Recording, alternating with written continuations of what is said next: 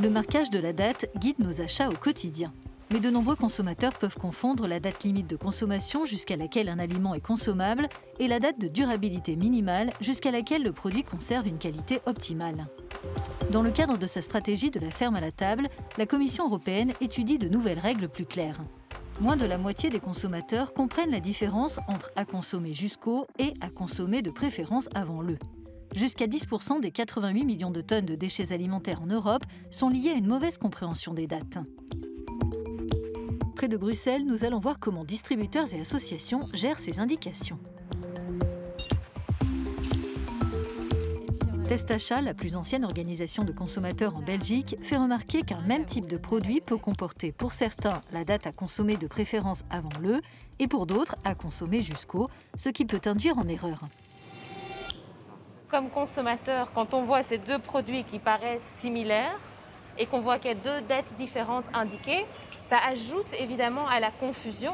Et donc on se demande pourquoi il y en a un qui est considéré comme hautement périssable et pas l'autre. Et donc, en réalité, c'est une deuxième problématique qui vient ajouter de la confusion. La gestion du système de date par les exploitants du secteur alimentaire le long de la chaîne d'approvisionnement peut aussi avoir un impact sur le gaspillage alimentaire. Ici, les produits dont la date indiquée peut poser problème sont vendus à prix réduit, donnés à des organisations caritatives ou utilisés pour produire de l'énergie. On va démarquer les produits qui se rapprochent de leur date limite de consommation avec des étiquettes jaunes en promotion. Ensuite, nous allons donner les invendus aux bourses-aux-dons qui vont pouvoir les redistribuer aux personnes qui en ont besoin. Et puis finalement, on va pouvoir recycler en énergie verte les produits qui n'auront plus être consommés parce qu'ils sont impropres à la consommation. Pour améliorer la compréhension et l'utilisation du système de date, la Commission européenne a lancé une étude d'impact s'appuyant sur des consultations et a demandé un avis scientifique à l'Autorité européenne de sécurité des aliments. Les associations de consommateurs comme Testachat sont prêtes à participer. Du côté des organisations de consommateurs, on est très content que la Commission européenne se saisisse de ce dossier. Il y a une étude d'impact qui a été menée, il y aura une consultation publique à laquelle on va évidemment participer.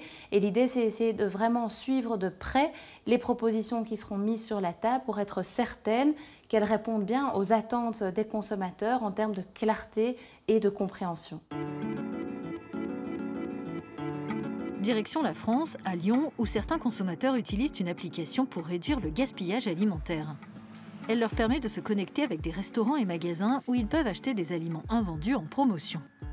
Une campagne a aussi été lancée avec plusieurs grandes marques pour inciter les consommateurs à contrôler, avant de jeter, tout produit pour lequel la date à laquelle on doit le consommer de préférence est dépassée. Sur les étiquettes, on a fait un travail avec des producteurs pour mettre en place des pictogrammes qui invitent les consommateurs à se fier à leur sens. C'est des pictogrammes observés, sentés, goûtés, pour des produits à DDM, donc à consommer de préférence avant le, et qui rendent plus compréhensible cette date et qui invitent le consommateur à finalement faire confiance à ses sens avant de jeter un produit dont la date est dépassée.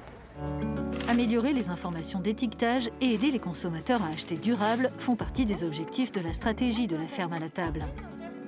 La Commission européenne compte présenter une série de nouvelles règles harmonisées d'ici à la fin 2022.